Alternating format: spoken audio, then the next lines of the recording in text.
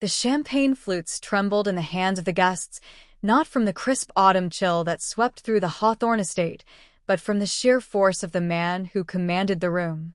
Donatello Don Bianchi, the undisputed sovereign of the East Coast's most intricate web of power, surveyed his birthday gala with the practiced calm of a general. To the world, he was a billionaire philanthropist with a penchant for art and rare whiskey. To those who knew the truth of the underground, he was the final word, the law that existed beyond the law. He smiled, a curated gesture of benevolence, as his fiancée, the razor-thin and impeccably dressed Alara Vance, preened at his side.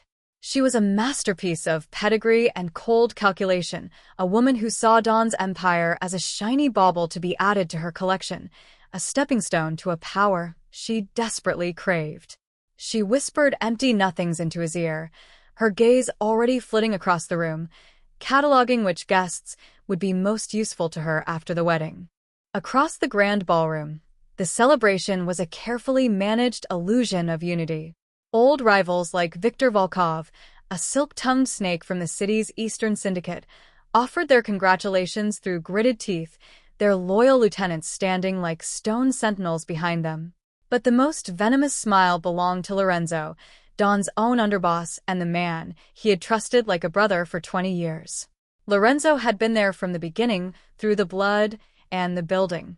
He shared a toast with Don, his eyes holding a flicker of something that looked like triumph, carefully masked by years of practiced loyalty. The true gravity of the moment, however, was not in the grand speeches or the clinking of crystal. It was not in the glint of diamonds on Alara's neck or the intimidation tactics of visiting crime lords. It was in a quiet corner of the balcony, where a maid named Sophia cradled her son, Matteo, trying to soothe him away from the overwhelming noise of the party. The little boy, barely 2, had wide, observant eyes that were fixed not on the glittering lights, but on the subtle, dark movements of a service door near the kitchens. Matteo squirmed in his mother's arms. He didn't understand politics or power, but he understood fear. It clung to the air like a strange perfume, a scent his young instincts could not ignore.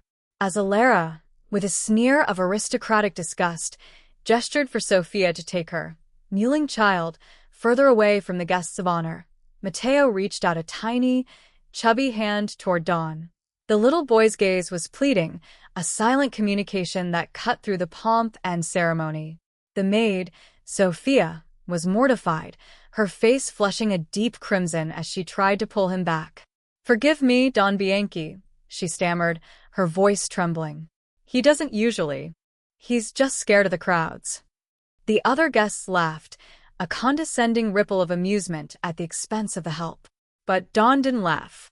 He saw something in that child's eyes that he had not seen in a long time, pure, unadulterated truth. He dismissed Alara's sharp-tongued order to remove the distraction with a curt wave of his hand. "Leave him," he said, his voice low but commanding silence across the nearby tables. He stepped away from the glitz, away from his future wife, and knelt down to the boy's level. Matteo's lower lip wobbled, and he leaned in to whisper a single, terrifying word into the ear of the most powerful man in the city. Boom. The world stopped. The music, the laughter, the clinking of glasses, it all faded into a dull roar. Don's blood turned to ice. He didn't ask for an explanation. He didn't hesitate. His years of survival were a blazing fire in his veins. "Everyone out," he said, his voice a velvet-coated command that whipped through the hall. Lorenzo, ever the loyal soldier, stepped forward, a look of concern plastered on his face. "Don, the cake is about to be cut, the guests." "I set out," Don roared, his patience evaporated. In one fluid motion, he scooped the trembling toddler and his horrified mother under his arm, practically carrying them toward the grand exit. The security team, his most trusted men, snapped into action, herding confused millionaires and terrified politicians toward the exits. Alara screamed, a piercing, indignant shriek of fury. "Don, "What is the meaning of this? This is our night. Your legacy is being humiliated. Are you listening to a baby over me?" The guests were in chaos, A stampede of designer suits and gowns flooding the marble staircase and the manicured lawns. It was the last moment of peace they would ever know. As dawn reached the safety of the perimeter, the entire eastern wing of the Hawthorne estate erupted in a blinding flash of orange and black. The shockwave knocked him to his knees, the glass from the thousand-paned windows raining down like diamonds of death. The explosion wasn't just a bomb, it was an annihilation. It was a declaration of war. As the smoke billowed and the screams of the injured filled the night, Don Bianchi scrambled to his feet, his ears ringing, his mind racing. He looked at the small boy, who was now sobbing in his mother's arms, his face buried in her shoulder. He looked at the burning ruins of his legacy, the hollowed-out shell of the building that had held his past, his present, and the promise of his future. The traitor had made their move. And in that moment, cradling the innocent soul who had saved his life, Don Bianchi didn't just feel rage. He felt a terrifying, crystalline calm. Retribution was not a choice. It was a vow. He had been betrayed, and now he would become the nightmare. He would dismantle them piece by piece, and he would start with the ones he trusted most. The world watched in stunned horror as news of the Hawthorne bombing spread across the city. In the aftermath, the smoke cleared to reveal a staggering body count. 8 dead, dozens wounded. A message had been sent, and the criminal underworld teetered on the brink of an all-out war. For now, Don's enemies believed they had weakened him. Lorenzo, with an Academy Award-worthy performance of grief, appeared on the news, his tie loosened, his face pale, urging the city to stay strong and vowing to bring the perpetrators to justice. He was the face of the new order, the respected lieutenant who would lead the Bianchi enterprise through its time of mourning.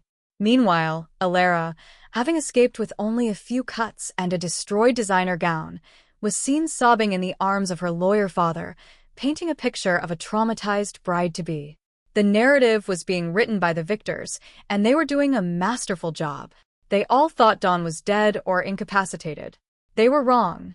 Don Bianchi was in a safe house, a humble apartment in a forgotten borough of the city. He was surrounded by his most lethal and loyal soldiers. Enzo, his head of security and a ghost of a man, and Marco, a young technical savant. The room was quiet, save for the faint sobs of Sofia, who was trying to calm little Matteo. The boy hadn't spoken a word since the explosion. The trauma had turned his world into a silent, terrifying movie. Don, a man who had executed men without a second thought, looked at the scared child and felt a foreign ache in his chest. He had sacrificed so much to build his empire, including the family he'd once dreamed of. This child, this innocent, had seen the monster lurking in the shadows and had tried to warn him. It was a debt that could only be repaid with blood. "Matteo," Don said, his voice gentle for the first time in years. He crouched down. The little boy looked up at him, his eyes wide and haunted. "You were very brave." He placed a heavy hand on the child's trembling shoulder. "We're going to find the bad men who hurt us." His men brought the intelligence piece by piece. The bomb was sophisticated, military-grade, planted deep within the estate's foundations. Only someone with intimate knowledge of the construction, someone within his inner circle, could have coordinated it. Enzo laid out the photographs, the financial trails, the whispered conversations from the streets. The evidence painted a damning picture. The money was laundered through a shell company under the Vance name, Marco said, pointing to a convoluted web of numbers on his tablet screen. Alara's father. He was the architect. Lorenzo was the executioner. It was a coup. Don studied the faces of his soon-to-be enemies. He saw Alara's cold smile, Lorenzo's pained expression in the press conference, the hidden greed in their eyes. They had all been laughing at him as he celebrated his own death. A slow, terrifying smile spread across Don's face. "They celebrated early," he murmured, his voice a soft whisper of pure malice. "That's the mistake. They think I'm dead. They think they're safe." He turned to Enzo, his eyes sharp and deadly. "I need to know everything. Where the Vance family keeps their secrets. Where Lorenzo is most vulnerable. And what kind of leverage they think they have over me." He turned his gaze back to the little boy, who was now peeking over his mother's shoulder. The child was afraid, but he was also watching with the same unnerving intensity he had at the party. Dawn knew then that this boy's warning was not just a random fluke. It was a gift, a strange and unexpected salvation. The world had seen him as a tyrant, a monster, a force of nature. He had embraced that role, but this child had seen something else. He had seen a man worth saving. And in a world of selfishness and greed, that purity had sparked a new, blazing purpose in Don Bianchi. He would burn the world to the ground to protect this boy. He would show them all what happens when you mistake the shadow of the wolf for the weakness of the lamb. The days passed, and Don's investigation became a silent symphony of destruction. He watched from the shadows as his former underboss Lorenzo took control of the Bianchi assets, making a public show of steadying the ship and honoring the Don's legacy. He watched Alara, dressed in black, giving eulogies to a man she had tried to kill, her crocodile tears glistening for the cameras. They were playing their parts, gloating in their supposed victory, but the real game had only just begun. Don's first move was surgical.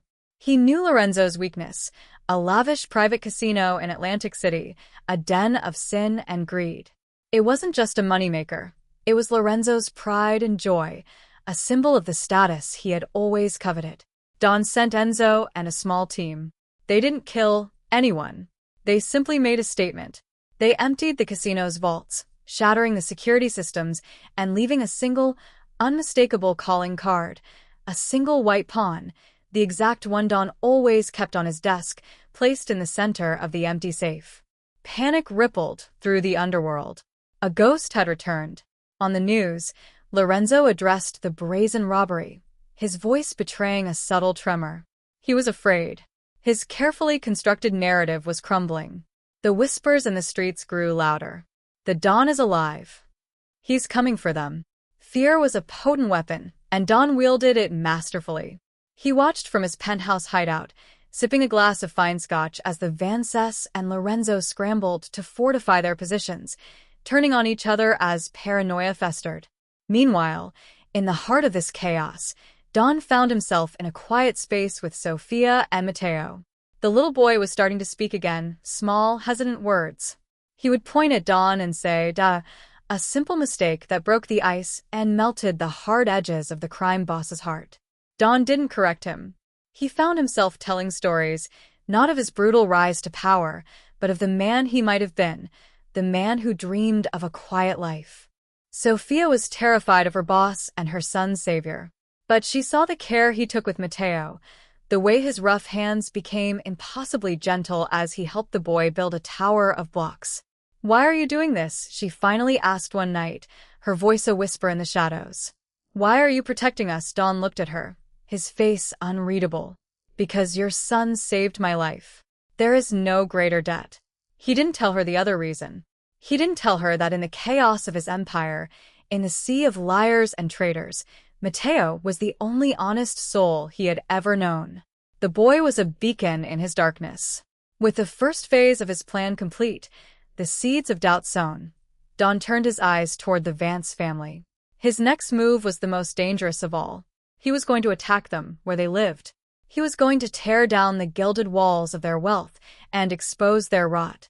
And when they came begging for mercy, he would show them the exact same mercy they had shown him, the cold, crushing silence of death.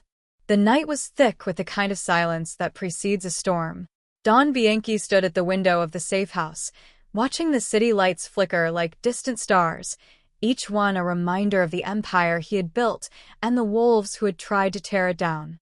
Behind him, Matteo slept fitfully on a small cot, his tiny fingers clutching a worn stuffed rabbit that Sofia had managed to salvage from the chaos. The boy's face was peaceful in sleep, but Don knew the nightmares would come. He had seen enough trauma in his lifetime to recognize its fingerprints on a soul. He turned away from the window and walked to the table where Enzo and Marco were waiting, their faces grim in the dim light.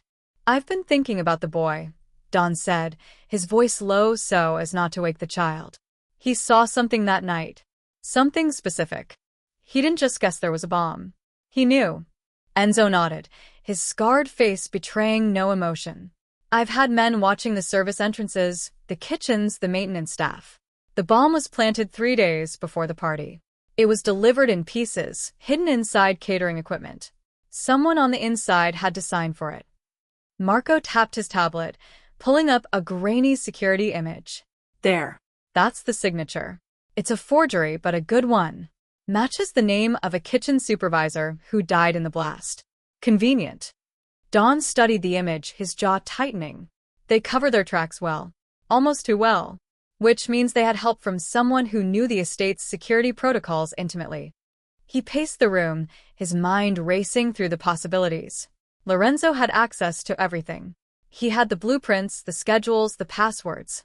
But Lorenzo was a creature of habit, a man who preferred the blunt instrument of brute force over the subtlety of a carefully plotted assassination. This bomb had finesse. This bomb had artistry. This bomb bore the signature of a different kind of predator. Ilara's father, Don said suddenly, stopping mid-stride. Senator Vance. He's been in politics for 30 years. He's cultivated connections in every corner of this city. He knows people who can get things done quietly. Enzo raised an eyebrow. You think the senator personally planted a bomb? Don shook his head. No. But I think he knows who did. I think he hired the talent. Lorenzo provided the access, but Vance provided the expertise. They're a partnership of convenience, each one using the other's strengths. Marco pulled up another file, this one thicker than the first. I've been digging into the senator's financial records. He's got offshore accounts in the Caymans, shell companies in Panama, and a series of payments to a private security firm that doesn't officially exist. He zoomed in on a transaction dated 6 weeks before the bombing. This one is interesting. $50,000 transferred to a holding company registered to a man named Dmitry Volkov. Don's eyes narrowed. Volkov. Viktor Volkov's brother, Marco nodded. Dmitry is the black sheep of the family. He doesn't handle the legitimate businesses. He handles the dirty work. He's a ghost, Don. No fixed address, no known associates, no fingerprints on file. But he's been linked to at least a dozen assassinations across Europe and the Middle East. The room fell silent. The pieces were coming together, forming a picture that was more intricate and more treacherous than Don had initially imagined. This wasn't just a simple coup. This was a coordinated effort involving multiple players, each with their own agenda, each willing to sacrifice anyone to achieve their goals. Don felt a cold fury building in his chest, a fire that burned through the shock and grief and left only a crystalline clarity in its wake. They think they're clever, he said, his voice dangerously soft. They think they've covered their tracks. But they made one mistake. He walked to the cot and looked down at Matteo, who had stirred in his sleep, his small face creased with a frown. They didn't count on him. Sophia entered the room quietly, a tray of coffee in her hands. She had been hovering on the edges of their conversations for days, too afraid to intrude but too desperate to stay away. She set the tray on the table and stood there, her hands clasped in front of her, her eyes darting between the men and her sleeping son. Don Bianchi, she said, her voice barely above a whisper.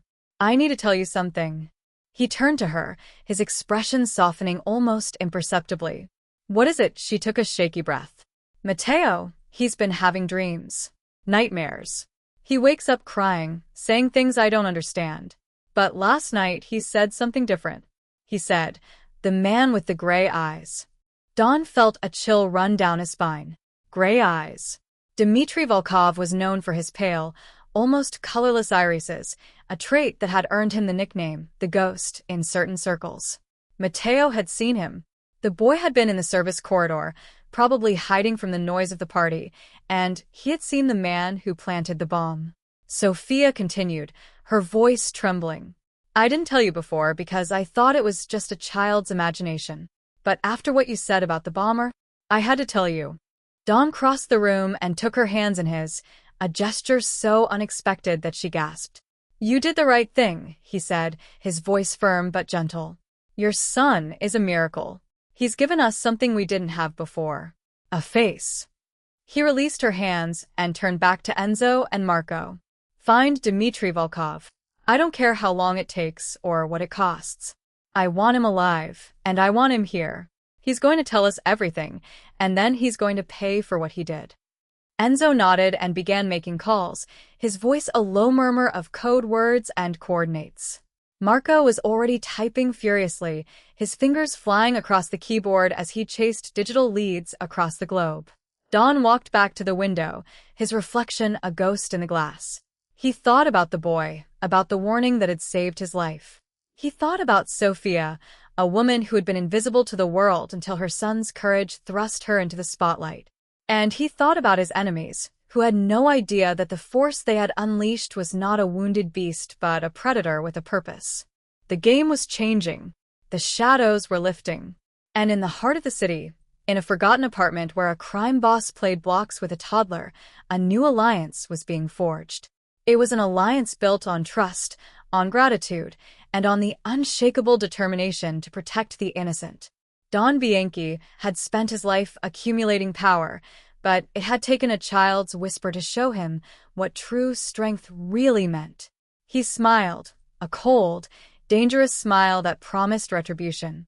They had taken his home, his legacy, his peace. But they had given him something in return, a reason to fight. And when he was done, they would learn that the most dangerous man in the world was not the one with the most money or the most soldiers, but the one with nothing left to lose. The weeks that followed were a blur of calculated precision and relentless pursuit. Enzo's network of informants spread across the city like a spider's web, each thread pulling tighter around the ghost they were hunting.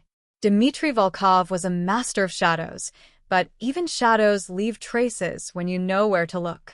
Marco had traced the offshore payments to a series of accounts that funneled money through a small bank in Geneva, then to a private aviation company that operated out of a remote airstrip in upstate New York. The trail was cold, but it was there, and Don was patient. He had learned long ago that the key to victory was not speed but accuracy. Strike too soon, and you miss the target. Strike too late, and the target escapes. Strike at the perfect moment, and your enemies will never see you coming. In the safe house, life had taken on a strange rhythm. Matteo was slowly emerging from his shell, his small voice growing stronger with each passing day. He would follow Don around the apartment like a faithful shadow, his tiny hand often reaching up to grasp the older man's fingers. It was a gesture that disarmed Don in ways he never expected. He had ordered men killed with a snap of his fingers, had watched empires crumble at his command, but this child's trust was a weapon he had no defense against. Sophia watched the growing bond with a mixture of fear and gratitude. She had heard the stories, the whispers of what Don Bianchi was capable of. And yet, here he was, reading bedtime stories to her son, his voice rough but patient as he stumbled over the words of a children's book. One evening, as the rain lashed against the windows, Don sat on the floor with Matteo, building a tower of blocks that reached nearly to the boy's chin. Matteo giggled as the tower wobbled, his small hands clapping in delight. Don smiled, a genuine expression that seemed to surprise even himself. "You're getting good at this, little one," he said, nudging a block into place. Matteo looked up at him, his dark eyes shining. "Dada," he said, the words slipping out like it was the most natural thing in the world. Don felt his breath catch. He didn't correct the boy. He didn't know how. Instead, he reached out and ruffled Matteo's hair, a gesture that felt both foreign and achingly familiar. Sophia, watching from the doorway, pressed a hand to her mouth to stifle a sob.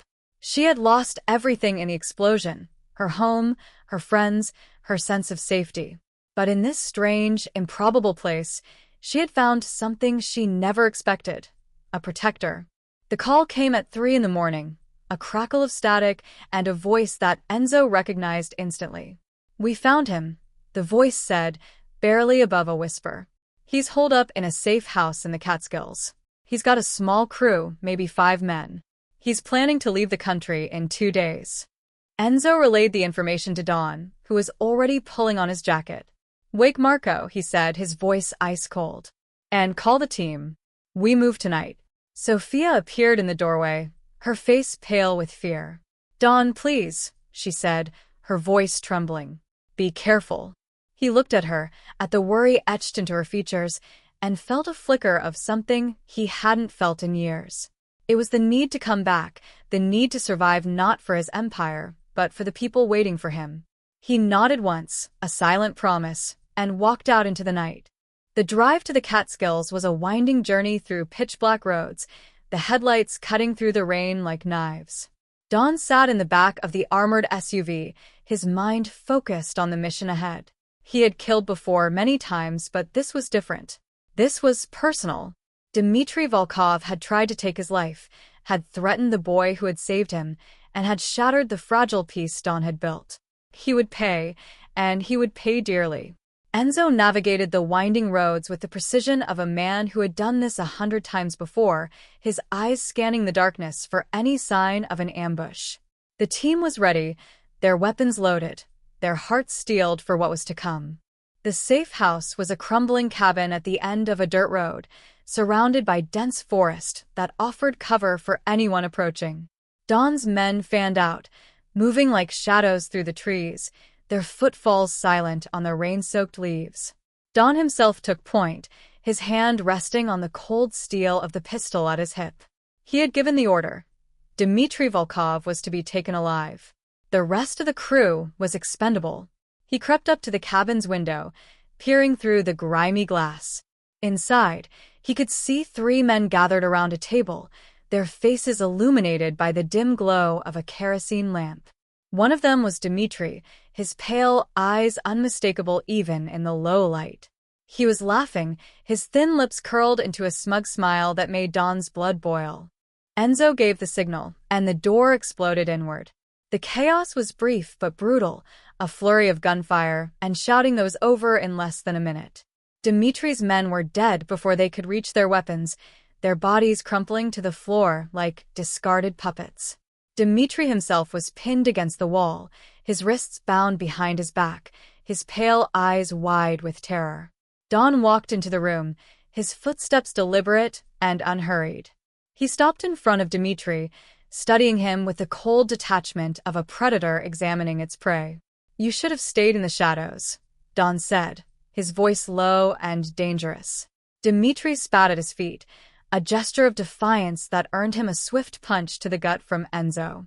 "I'll tell you nothing," Dmitry hissed, his voice strained. "You're a dead man walking, Bianchi. You just don't know it yet." Don smiled, a slow, chilling expression that made Dmitry's bravado falter. "Oh, I know exactly what I am," he said, leaning in close. "I'm the man you should have killed when you had the chance." He nodded to Enzo, who dragged Dmitry to his feet and shoved him toward the door. The prisoner was loaded into the back of a separate vehicle, his fate sealed. Don lingered in the cabin for a moment, surveying the scene. The blood, the broken glass, the remnants of a life built on betrayal. He felt no satisfaction, no triumph. Only the cold, burning need to keep moving forward. He walked back to the SUV, his mind already racing ahead to the next phase of the plan. Dmitry Volkov was just the beginning. The real players were still out there, waiting, oblivious to the storm that was about to descend upon them. The basement of the safe house had been converted into an interrogation room, its concrete walls damp with condensation, and its single light bulb casting harsh shadows across the space. Dmitry Volkov was strapped to a metal chair, his wrists bound with zip ties, so tight they had left angry red marks on his skin. He had been there for 6 hours, and in that time, he had not said a single useful word. He had cursed, he had threatened, he had tried to bargain, but he had not broken. Don stood in the corner of the room, watching, his arms crossed, and his expression unreadable. Enzo had been handling the interrogation, his methods precise and methodical, but Dmitry was a professional. He knew the playbook. He knew that the real pain had not yet begun. Don stepped forward, his footsteps echoing in the silence. He pulled up a chair and sat across from Dmitry, close enough that he could see the fear flickering behind those pale gray eyes. "You're a patient man," Don said, his voice calm and conversational. "I respect that. It takes a certain kind of discipline to endure what you've endured and still hold your tongue." Dmitry sneered, his cracked lips curling in defiance. "You think you can break me? Bianchi, I've been tortured by experts. You're an amateur." Dawn smiled, a slow, almost gentle smile that made Dimitri's bravado falter. You're right, Dawn said. I am an amateur. But you've made one mistake. You've been looking at me like I'm the threat. The man with the hands, the fists, the tools. You've been waiting for the pain to start, and you've been preparing for it. But I'm not going to touch you, Dimitri. He leaned back in his chair, folding his hands in his lap. I'm not going to break your fingers or pull out your teeth. I'm not going to waterboard you or electrocute you. Those methods are crude, and they leave marks. I prefer a different approach. You see, I've had my men digging into your life for the past 6 hours. I know about your wife, Irina. I know about your daughter, Anya. I know they live in a small apartment in Brighton Beach, and I know you call them every Sunday without fail. Dimitri's face went pale, the color draining from his cheeks like water from a cracked vase. You leave them out of this, he snarled, straining against his bonds. They have nothing to do with anything. Dawn's smile faded, replaced by a look of cold, hard steel. They have everything to do with this, he said, his voice dropping to a whisper. Because you made a choice when you took that contract. You chose to kill me. You chose to target a man who had done nothing to you. And in doing so, you put everyone you love in danger. You made them collateral. I didn't do that. You did. He stood up and walked to a small table against the wall, where a laptop sat open. He tapped a few keys, and the screen filled with a live feed of a modest apartment in Brighton Beach. A woman with dark hair was sitting on a couch, reading a book. A young girl, no older than 6, was playing on the floor with a doll. Dimitri's breath caught in his throat, a strangled sound of desperation. I'm not going to hurt them, Dawn said, his voice softening. I'm not a monster. But I need you to understand something, Dimitri. I have a boy now. A little boy who saved my life. And every day, I wake up and I think about what would have happened if he hadn't been there. I would be dead, and my enemies would have won. So when I look at you, I see the man who tried to take that away from me. I see the man who almost made it, so I would never see that boy's smile again. And that makes me angry.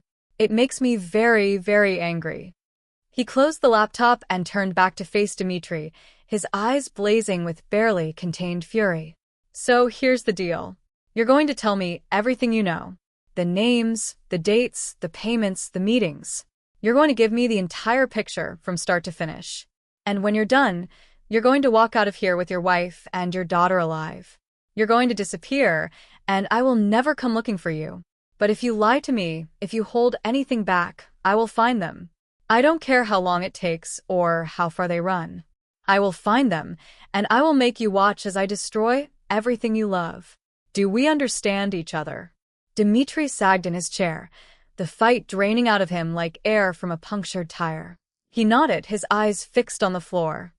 There's a file, he said, his voice barely a whisper. A comprehensive file that details the entire operation. It's stored on a secure server, password protected. I have the password, but I want assurances.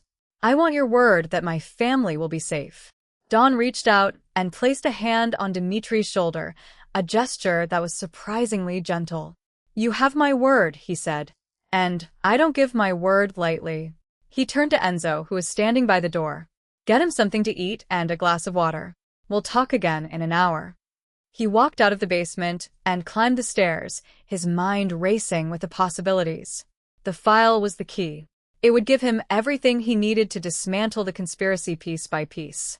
But more than that, it would give him the satisfaction of seeing the look on his enemies' faces when they realized that their carefully constructed world was about to come crashing down. The hours stretched like a lifetime, each minute a slow drip of acid eating away at Dawn's composure.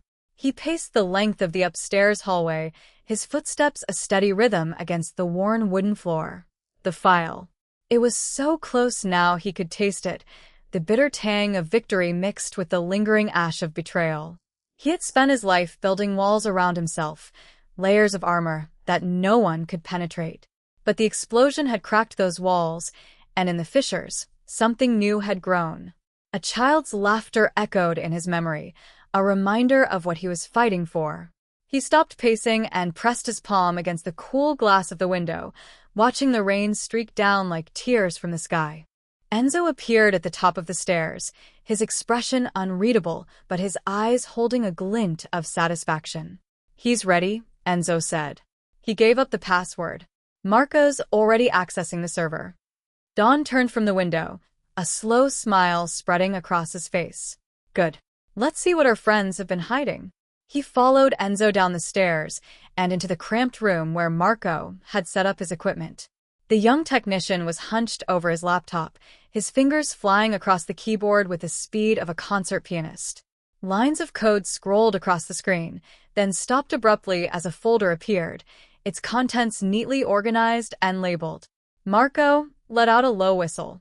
"This is everything," he said, his voice tinged with awe. "Contracts, financial records, encrypted messages. The whole operation, laid out like a blueprint." Don pulled up a chair and began to scroll through the files. His eyes moved quickly, absorbing the details with the precision of a man who had spent decades reading between the lines. The first document was a contract, signed by Senator Vance himself, authorizing the payment of $2 million to Dmitry Volkov's firm for security consulting services. The date matched the timeline of the bombing. The second document was a series of encrypted messages between Lorenzo and a shadow account, detailing the access codes to the Hawthorne Estate's security system. Each message was time-stamped, each piece of evidence a nail in the coffin of their conspiracy. Don felt a cold fury building in his chest, a fire that burned hotter with every revelation. The third document was the most damning of all. It was a letter, written in Lorenzo's own hand, outlining his plans for after the assassination. He would assume control of the Bianchi Empire, consolidating power by eliminating any remaining loyalists. He would then merge the operation with the Vance family's political machine, creating a hybrid entity that would control both the underworld and the corridors of power. It was a bold plan, audacious in its scope and ruthless in its execution. It was also doomed to fail. Don closed the folder and leaned back in his chair, his mind racing with the implications. He had the evidence. He had the proof. But evidence alone was not enough. He needed to use it, to wield it like a weapon that would not only expose his enemies but destroy them completely. He turned to Marco. "Can you trace the recipients of these messages, the people Lorenzo was communicating with?" Marco nodded, his fingers already dancing across the keyboard. "It's layered, but I can peel it back. Give me a few hours." Don stood up and walked to the door, pausing to look back at the screen. "Get me everything. I want to know every name, every account, every dirty little secret they thought they had buried." He left the room and climbed the stairs, his steps lighter than they had been in weeks. The boy and his mother were in the kitchen, Sophia stirring a pot of soup while Matteo sat at the table, crayons scattered around him as he scribbled on a piece of paper. He looked up as Don entered, his face breaking into a wide, gap-toothed grin. "Dada," he exclaimed, holding up his drawing. It was a crude depiction of 3 stick figures, a tall one with a crown, a smaller one with a smile, and the smallest one with a circle for a head. Don walked over and studied the drawing, a lump forming in his throat. "Is that us?" he asked, his voice rough. Matteo nodded enthusiastically. "Dada, Mama, and me." He pointed to the tall figure with the crown. "Dada is the king." Don knelt down beside the boy, his hand resting on the small shoulder. "You're the king, little one," he said, his voice barely above a whisper. "You're the one who saved us all." Matteo giggled and returned to his drawing, oblivious to the weight of the moment. Sophia watched from the stove, her eyes glistening with unshed tears. Don stood up and crossed to her, his presence filling the small space. "Thank you," he said, the words feeling foreign on his tongue. "For everything." Sophia shook her head, a single tear escaping down her cheek. "I didn't do anything," she said. "It was Matteo. It's always been Matteo." Don reached out and brushed the tear away with his thumb, a gesture so tender that Sophia gasped. "You gave me something I didn't know I was missing," he said. "A reason to fight. A reason to survive." He stepped back, the moment passing like a fleeting shadow. "I'm going to end this," he said, his voice hardening with resolve. "I'm going to make sure they never hurt anyone again. And when it's done, you and Matteo will have a home. A real home. A safe home. He turned and walked out of the kitchen, leaving Sophia standing in stunned silence. The evidence was in his hands. The plan was forming in his mind. And in the heart of the city, his enemies were celebrating their victory, unaware that the king was not dead. He was just getting started. The night air was thick with the scent of rain and diesel as Dawn stood on the rooftop of a parking garage overlooking the Vance family estate. Below, the sprawling mansion glittered like a jewel in the darkness, its windows ablaze with the warm glow of chandeliers and the cold fire of ambition. Senator Vance was hosting a private dinner, a gathering of his most influential allies and co-conspirators. Lorenzo was there, his silver hair slicked back, his smile as polished as his shoes. Alara was there too, draped in emerald silk, her laughter a brittle melody that floated up through the night. They were celebrating their victory, toasting to a future that they believed was secure. They were wrong. Dawn raised a pair of night vision binoculars to his eyes, scanning the grounds with the patience of a hunter. He could see the guards patrolling the perimeter, their movements predictable, almost lazy. They had grown complacent, secure in the belief that the threat had been neutralized. Dawn smiled, a cold, predatory expression that would have sent shivers down the spines of anyone who saw it. His men were in position, hidden in the shadows, waiting for his signal. Enzo stood beside him, his scarred face illuminated by the faint glow of a distant streetlight. "The senator's personal security is a joke," Enzo said, his voice a low rumble. "He's got maybe a dozen men, half of them retired military, the rest hired muscle. They're not expecting an attack." Dawn lowered the binoculars and turned to face his lieutenant. "We're not attacking," he said. "We're making a statement. A quiet, surgical statement." He pulled a small device from his pocket, a sleek black rectangle that Marco had designed specifically for this operation. It was a signal jammer, capable of disrupting all electronic communications within a 100-meter radius. With a press of a button, the Vance estate would go dark, cut off from the outside world. "I want them isolated," Dawn continued. "I want them to feel the walls closing in before they even realize they're under siege. Fear is a weapon, Enzo. It's the most powerful weapon we have." He descended from the rooftop, his footsteps silent on the concrete stairs. The SUV was waiting in the shadows of the garage, its engine purring like a contented beast. Dawn climbed into the back seat, his mind already racing through the sequence of events that would unfold in the next few hours. He had the evidence. He had the plan. And now he had the element of surprise. The drive to the estate was short, the streets empty and silent. Dawn watched the gates loom larger in the windshield, their iron bars gleaming in the moonlight. He gave the signal, and the jammer was activated. Instantly, the lights in the mansion flickered and died, plunging the grounds into darkness. The guards shouted, their voices confused and panicked as they scrambled to respond. Dawn's men moved like ghosts, overwhelming the perimeter in a matter of minutes. There was no gunfire, no explosions, just the soft thud of bodies hitting the ground and the click of handcuffs snapping into place. Dawn walked through the main gate, his footsteps unhurried, his hands clasped behind his back. He reached the front door and pushed it open, stepping into the grand foyer of the Vance estate. The chandeliers were dark, the candles on the dining table flickering in the draft. The guests were frozen in place, their faces masks of shock and fear. Senator Vance was at the head of the table, his hand frozen halfway to his wine glass. Lorenzo sat beside him, his eyes wide, his composure crumbling. Alara was the first to react, her voice a sharp, indignant shriek. You're supposed to be dead." Dawn walked into the dining room, his presence filling the space like a storm cloud. He stopped at the foot of the table and looked around the room, his gaze lingering on each face. "I'm sorry to disappoint," he said, his voice calm and measured. "But I'm afraid your celebration is going to have to wait." He pulled a folder from his jacket and tossed it onto the table, its contents spilling out across the white linen. Photographs, financial records, copies of encrypted messages.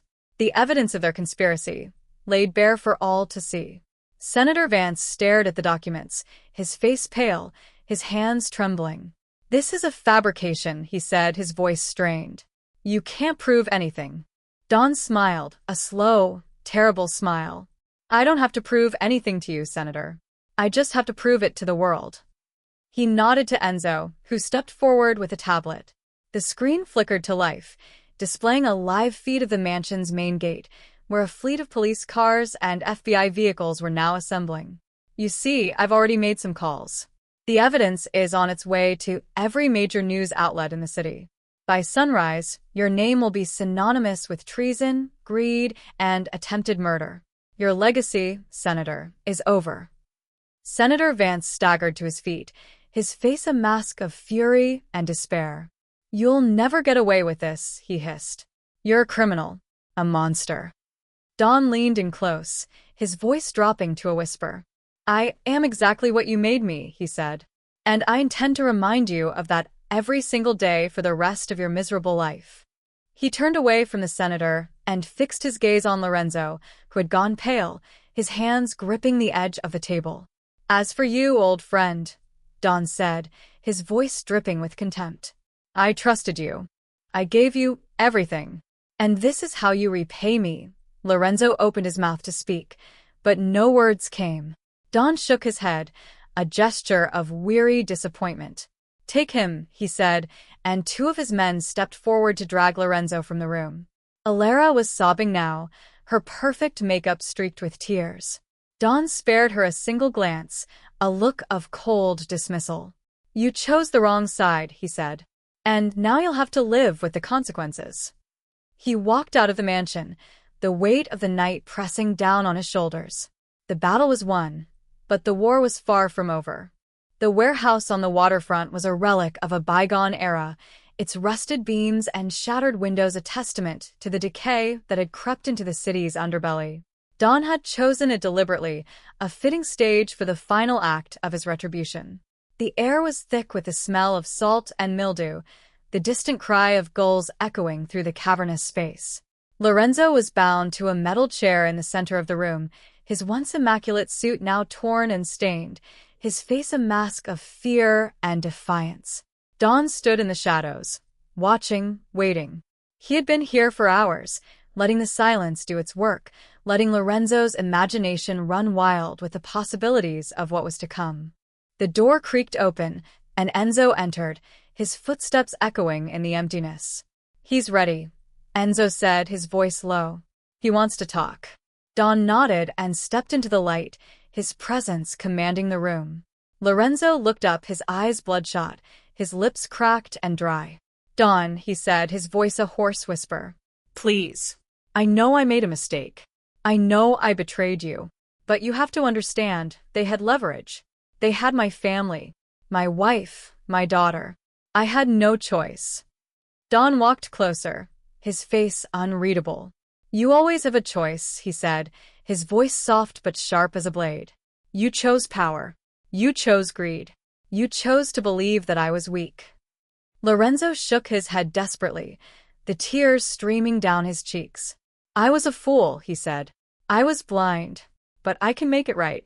I can give you names, locations, everything you need to dismantle the Vances completely. Just give me a chance.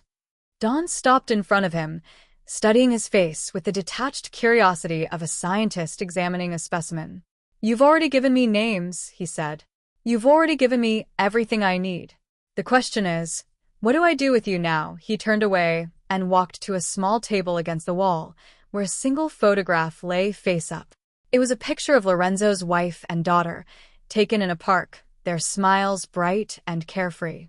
Don picked it up and carried it back to Lorenzo, holding it up so he could see. You said they had leverage, Don said. That they threatened your family. But I know the truth, Lorenzo. I know that your wife and daughter were never in danger. They were never even aware of the plot. You used them as an excuse, a shield to hide behind while you sold me out for a piece of the empire. Lorenzo's face crumbled, the last vestiges of his defiance evaporating. You're right, he whispered. I did it for myself. I did it because I was tired of being second. I wanted what you had. I wanted to be the king. Don nodded slowly, a flicker of something like pity crossing his features. I understand, he said. I've seen that hunger before. It's destroyed better men than you. He placed the photograph back on the table and turned to face Lorenzo one last time. "I'm not going to kill you," he said. "That would be too easy. Too merciful. Instead, I'm going to let you live.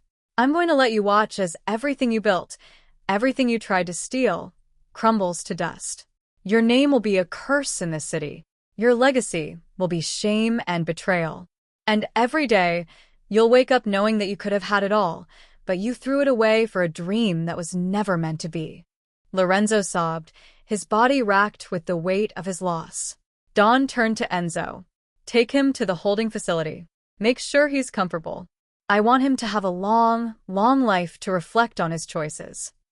He walked out of the warehouse and into the cool night air, the weight of the confrontation settling on his shoulders. The city sprawled before him, a glittering maze of light and shadow. Somewhere out there, Alara and her father were preparing for their trial, their reputations shattered, their futures uncertain. The police and the FBI had enough evidence to lock them away for decades, and Don had made sure that every news outlet had received the full dossier of their crimes. The conspiracy was over. The traitors had been exposed. But as Don climbed into the waiting SUV, he felt no sense of triumph.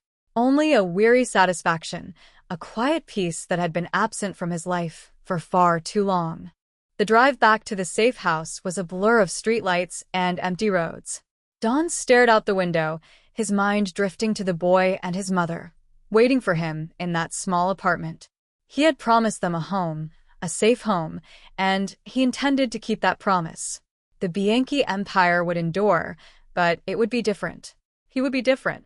No longer just a king of the underworld, but a protector, a guardian of the innocent. The old Don Bianchi had died in the explosion, consumed by the fire of his own arrogance. The man who emerged from the ashes was something new, something stronger, something worth fighting for.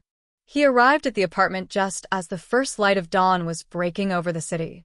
The door opened before he could knock, and Sophia stood there, her face etched with worry and relief. "You're back," she said, her voice trembling.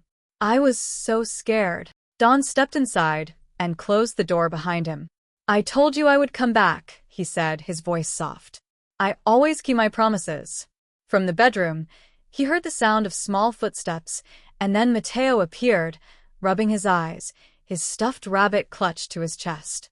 "Dada," he said, his voice sleepy but joyful.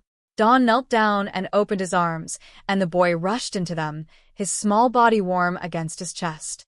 In that moment, surrounded by the love of this unlikely family, Don Bianchi felt something he had not felt in years. He felt at home. The weeks that followed were a strange and unfamiliar season of peace. Don Bianchi had spent his entire adult life in a state of war, his mind always calculating the next move, his body always tensed for the next attack. But now, in the quiet aftermath of his vengeance, he found himself adrift in a world that demanded nothing from him but presence. The safe house had become a home, its bare walls slowly filling with small touches that spoke of life and love. A child's drawing taped to the refrigerator, a pot of fresh flowers on the windowsill, the scent of Sophia's cooking wafting through the rooms at mealtime. It was a domesticity that Don had never known, and it unsettled him as much as it soothed him. He spent his days in a strange limbo, dividing his time between the remnants of his empire and the growing bond with the boy who had saved him.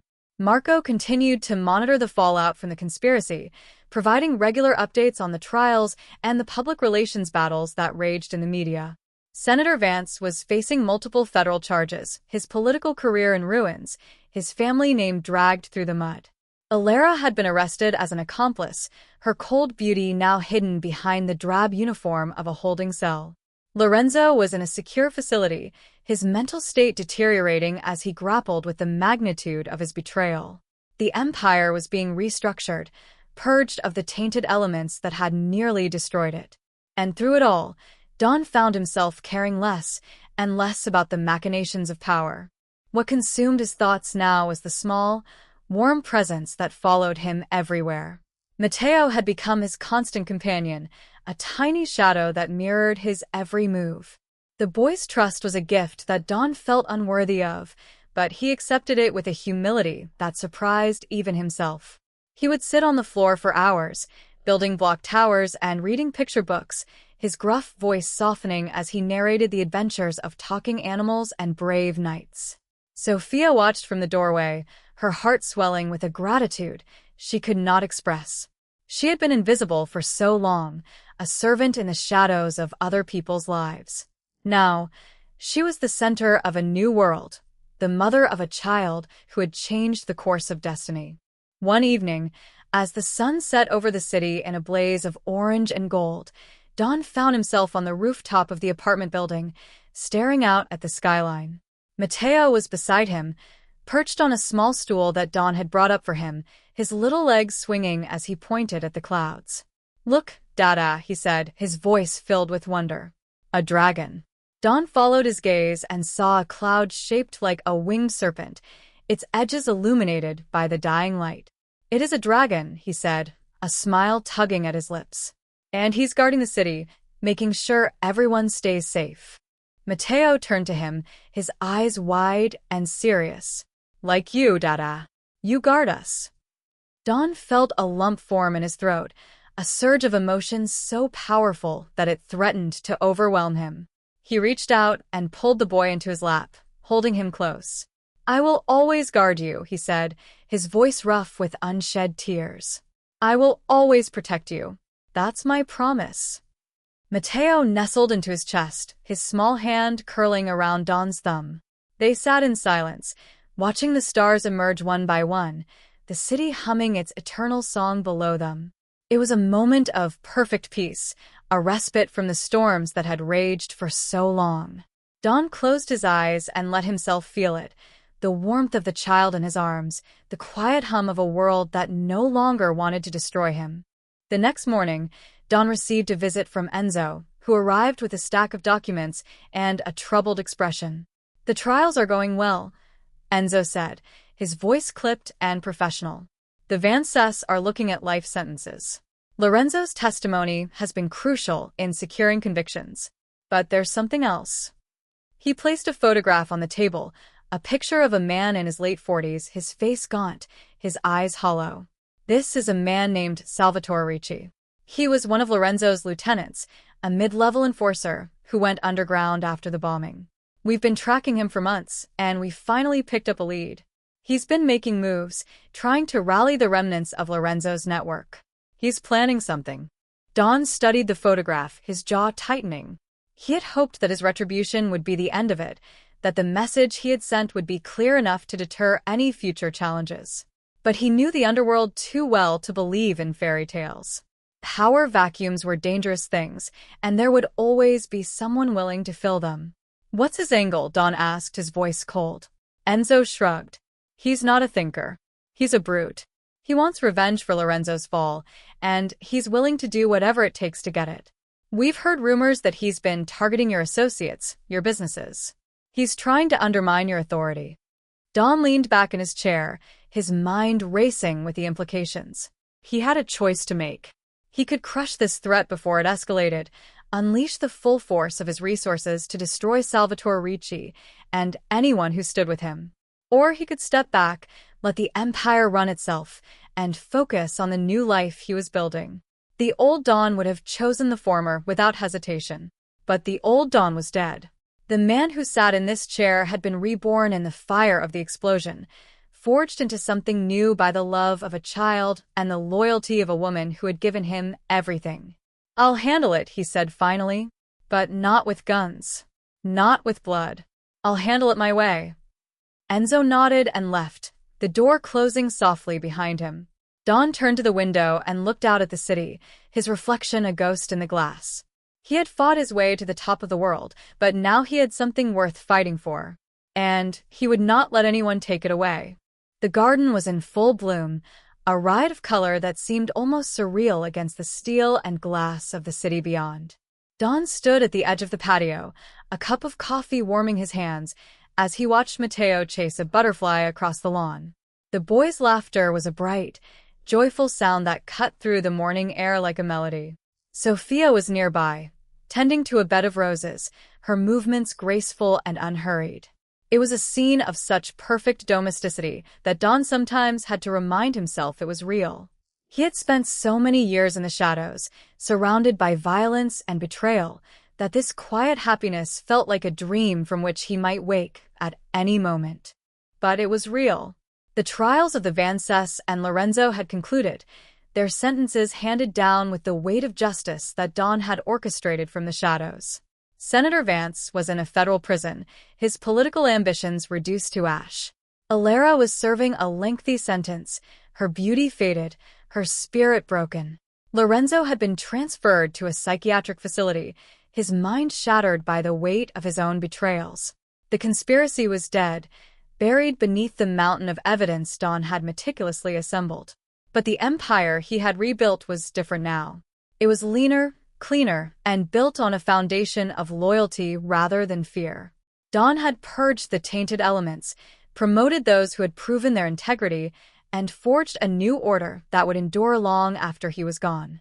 And yet, there was still the matter of Salvatore Ricci. The enforcer had been making noise, trying to rally the remnants of Lorenzo's network to his cause. Don had chosen a different path, one that surprised even his most trusted lieutenants. He had reached out to Ricci, not with threats or weapons, but with an offer. A meeting. A conversation. A chance to choose a different path. Enzo had been skeptical, warning that Ricci was too volatile, too consumed by rage to listen to reason. But Don had insisted. He had seen the fire in his own eyes reflected in Ricci's, and he knew that sometimes the only way to extinguish that fire was to offer a hand instead of a fist. The meeting had taken place in a neutral location, a quiet diner on the outskirts of the city. Ricci had arrived with his guards, his eyes blazing with hatred. But Don had been calm, patient, his voice steady as he laid out the reality of the situation. Lorenzo was gone. The Vance family was destroyed. The old ways were dying, replaced by something new. Ricci could either cling to the ashes of the past and be consumed by them, or he could adapt.